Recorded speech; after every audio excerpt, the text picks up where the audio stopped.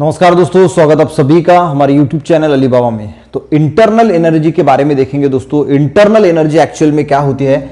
अगर हम थर्मोडायनामिक्स की स्टडी करते हैं तो उसमें इंटरनल एनर्जी आती है। तो इंटरनल एनर्जी क्या होती है ये देख लेते हैं। तो इंटरनल एनर्जी क्या होती है दोस्तों, जो काइनेटिक एनर्जी होती है प्लस पोटेंशियल एनर्जी जो होती है, इनकी जो सम होती है उसे हम इंटरनल एनर्जी कहते हैं। अब काइनेटिक एनर्जी और पोटेंशियल एनर्जी किस चीज की, तो मॉलिक्यूलर काइनेटिक एनर्जी, जो मॉलिक्यूलर काइनेटिक एनर्जी है और मॉलिक्यूलर जो पोटेंशियल एनर्जी है, उनकी जो सम है उसे हम इंटरनल एनर्जी कहते हैं, जो हम U से या कोई जो है वो E से जो है इस हमसे डिनोट करते हैं। तो देखते हैं दोस्तों इंटरनल एनर्जी यानी एक्चुअल में क्या होता है।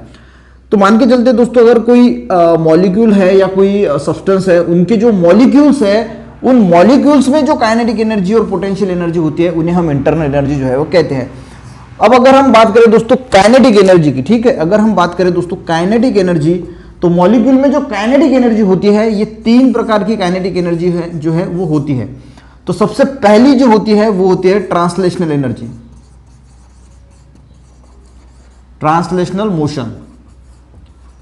जो ट्रांसलेशनल मोशन से काइनेटिक एनर्जी होती है। दूसरी आती है रोटेशनल मोशन से, और तीसरी जो आती है वो आती है वाइब्रेशनल मोशन से। अब ये देखते हैं दोस्तों कि ये ट्रांसलेशनल मोशन क्या है, रोटेशनल मोशन क्या है और वाइब्रेशनल मोशन क्या है। तो जब हम ट्रांसलेशनल मोशन की बात करते हैं, तो जो मॉलिक्यूल है, मान के चलते हैं ये एक मॉलिक्यूल है, ठीक है, तो ये मॉलिक्यूल यहां से यहां जाएगा, फिर यहां से यहां रिटर्न आएगा। तो ये जो ट्रांसलेट हो रहा है मॉलिक्यूल, तो इसे ही जो है वो यहां से यहां जाएगा, फिर वहां जाएगा, फिर यहां जाएगा। तो उससे जो मोशन से, मॉलिक्यूल के मोशन से जो एनर्जी क्रिएट होती है वो है काइनेटिक एनर्जी यानी ट्रांसलेशनल मोशन से। दूसरी है रोटेशनल मोशन से। तो जो मॉलिक्यूल है दोस्तों, ये अगर मॉलिक्यूल है, ये अगर खुद में ऐसा रोटेट हो रहा है, खुद में ऐसा रोटेट हो रहा है, तो उस एनर्जी को हम बोलते हैं रोटेशनल मोशन एनर्जी। यानी वो क्या हो रहा है, मॉलिक्यूल रोटेट हो रहा है, सब्सटेंस के बीच का अंदर का जो मॉलिक्यूल्स होते हैं वो रोटेट होते हैं, और उससे भी जो है वो काइनेटिक एनर्जी जो है वो क्रिएट होती है। तीसरी जो है वो वाइब्रेशनल मोशन है, यानी ये जो अगर कोई मॉलिक्यूल है तो ये वाइब्रेट जो मॉलिक्यूल हो रहा है, इससे भी, इस मोशन से काइनेटिक एनर्जी जो है उस सब्सटेंस में क्रिएट होती है। तो ये हो गए दोस्तों kinetic energy, molecular kinetic energy. अगर हम बात करें दोस्तों पोटेंशियल एनर्जी की, तो पोटेंशियल एनर्जी जो है वो कहां से आती है, तो जो मॉलिक्यूल है दोस्तों, उस मॉलिक्यूल में इंट्रामॉलिक्यूलर बॉन्डिंग होती है, इंट्रामॉलिक्यूलर बॉन्डिंग। अब अगर हम दोस्तों वाटर की बात करें तो ये है O और ये है HH। तो इसके बीच में, यानी इस ऑक्सीजन के और हाइड्रोजन के बीच में कोई बॉन्डिंग है, ठीक है। अब ये जो इंट्रामॉलिक्यूलर बॉन्डिंग है, इसकी वजह से कोई ना कोई एनर्जी डेवलप होती है जिसे हम पोटेंशियल एनर्जी कहते हैं। और इसका दूसरा पार्ट है दोस्तों इंटर मॉलिक्यूलर बॉन्डिंग।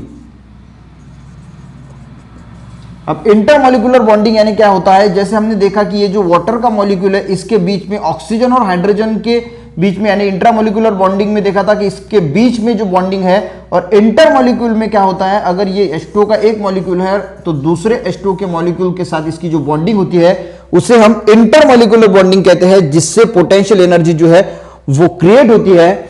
और किसी सब्सटेंस में अगर हम बात करें कि मॉलिक्यूलर काइनेटिक एनर्जी यानी मॉलिक्यूलर काइनेटिक एनर्जी और मॉलिक्यूलर पोटेंशियल एनर्जी की अगर हम सम करते हैं, तो जो मिलता है हमें वो है U, और हम उसे डिनोट करते हैं E से, यानी उसे ही जो है वो हम इंटरनल एनर्जी जो है वो कहते हैं।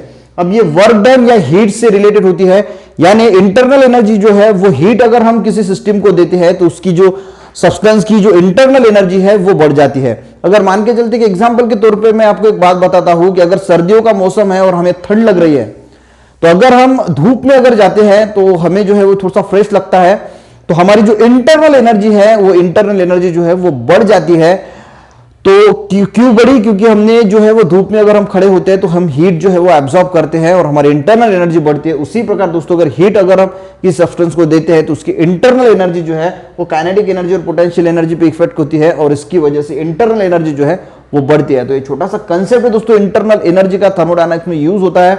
अगर समझ में अच्छा लगा तो तो वीडियो को जरूर लाइक करें, दोस्तों को शेयर करें और ऐसे ही वीडियो पाने के लिए दोस्तों चैनल को जरूर सब्सक्राइब करें। वीडियो देखने के लिए थैंक यू वेरी मच।